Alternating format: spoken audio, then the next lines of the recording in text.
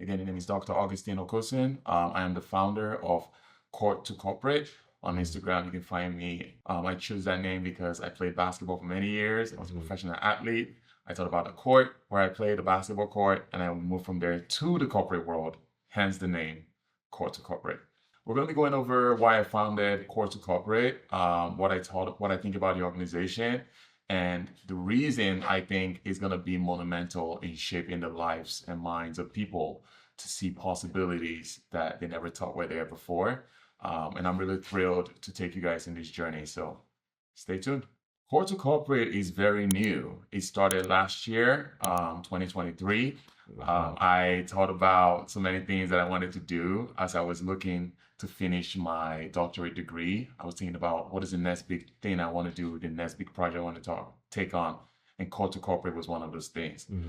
Again, like I said earlier, having value that I bring to the world after many years of playing basketball is not just enough. I want to share those values with people. I want to share those my journey with people.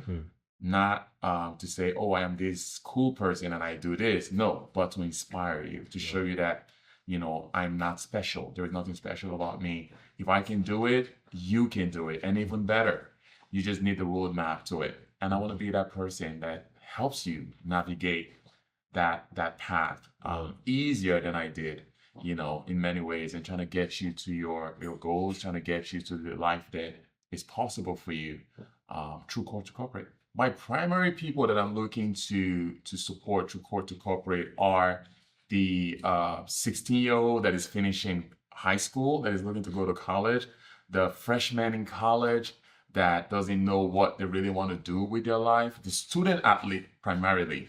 As you know, I was a student athlete once upon a time. I played professional sports, but more importantly, I was able to make that transition that is very hard for a lot of people to make from all of that sports life into the corporate world. Having that identity as a sports person is very good, but it can also be your vice if you don't know how to make that pivot, how to make that change from sports, from identifying as a sportsman into being something else that is bigger and better and just as fun as the days of playing sports. So yeah, my core group of people is just anyone that is willing to open to me, right? I talk to different people from different age span, but I primarily engage the student athletes in college, showing them that if I can go from the court to the corporate world, you can go from a court to the corporate world. You can go from the field to the corporate world, like a soccer field or like a baseball pitch or football field. You can go from that into the corporate world. And it's just too few people, too much. There's a very small number of people that are able to make that transition. I want to bridge that gap. I want to challenge the status quo. I want to make that gap bigger through Court to Corporate. I want Court to Corporate to be a household name. I want it to be a staple that people identify. When they hear Court to Corporate, they say, oh yeah, that is that organization that really helps people transition from sports into the corporate world, or from sports into business, or from sports into just a better life in general.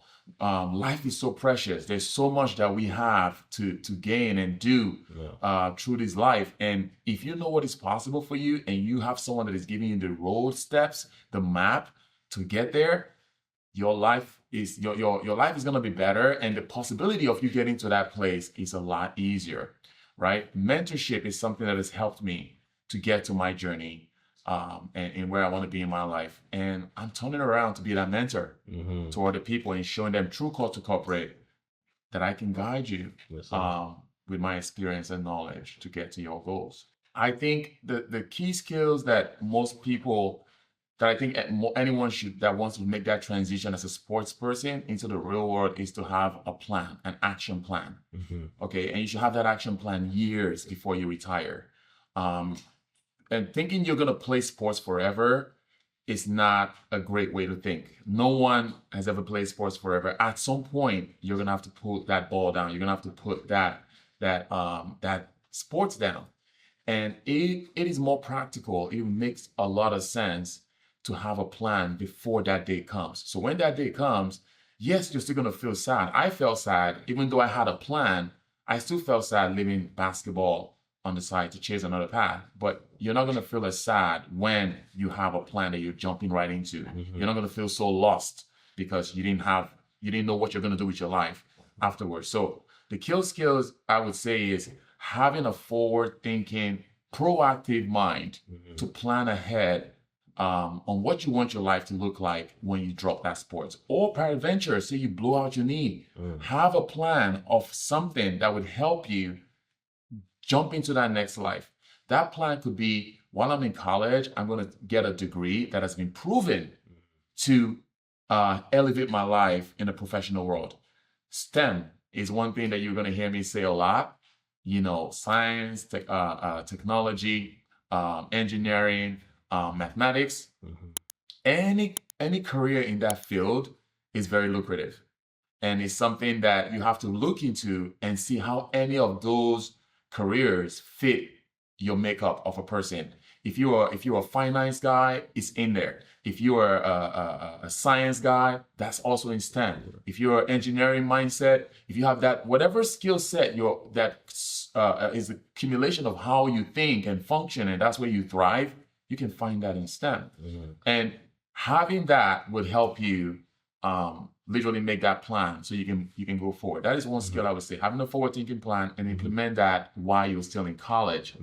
Another thing I would say is being a cooperating person, being someone that people like. For you, doors to open for you in this world, you need people to like you. But for people to like you, you have to be a friendly person. You have to be a polite person. You have to have people skills. You have to have a great sense of humor. You have to have the capabilities of dealing with peer pressure. You have to know how to deal with things when they go bad. You have to have those very small, intricate skills that society thrives off, that people love in people. You know, for example, see somebody steps on your shoes in a public train. If you're someone that is very emotionally sound, that shouldn't be World War III, because something like that happened to you. You should feel the emotion and feel sad and be like, oh man, these are my favorite shoes. But don't lose your cool because of that. Take a breath. Think about it, that people make mistakes. It's not the end of the world. Move forward. Think about your future. Think about the goals that you want to accomplish. This small misstep means nothing compared to that grand goal that you want to accomplish. So take your breath, count your, find something that gets you back centered and move past that. Keep focusing on your goals and keep learning those skills that's going to help you really develop to who you want to be. That's another aspect I think can either work to your favor if you have it, and could work against you. Discipline and consistency. Someone that I listen to frequently, his name is Jim Rohn. He's a speaker and just a brilliant human being. Jim Rohn says two different kind of narrative about two different people. Knows how to do something, is able to do something, does it. That person receives a certain kind of lifestyle. The second person knows how to do something, can do it, doesn't do it. That person's lifestyle is different, right? So the person, if you know how to sit down, you have the discipline to study. Say, for example, you want to be a lawyer, and you know this is an uphill battle you got to go against, and you have to study, you have to pass the MCAT, you have to find a good school, and you have to go through perilous times, tough times for 3 years, and then you got to pass the bar to get that. If you're disciplined, you're going to sit down and study. If you're structured, you're going to find structure, find a place where you can study. You're going to do whatever it takes legally to do the work so you can earn that degree that's going to open doors for you for the rest of your life. And your life will never be the same. Financially, emotionally, and just your overall life experience is going to be different because you had the discipline to sacrifice 3 years of your life that changed everything. So I would say discipline and consistency. Don't be disciplined today and forget about it tomorrow. Be disciplined today and make that a habit. Do it enough where that is how you function.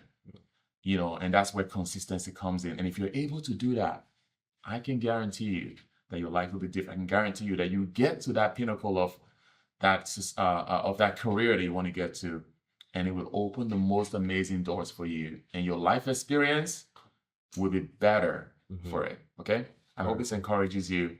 Thank you. The name is Augustine Okosun, or you can call me Dr. Okosun.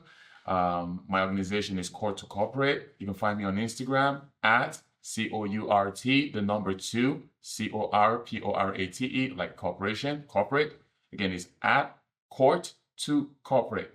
I'm also on LinkedIn. If you put Augustine Okosun, AUGUSTINE OKOSUN, if you put that on LinkedIn, you'll find me on LinkedIn.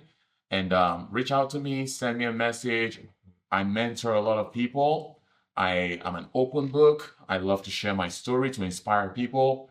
Reach out to me and I will make sure that I get back to you and give you all the knowledge and all the gems you need to make your life a little bit better. People did it for me.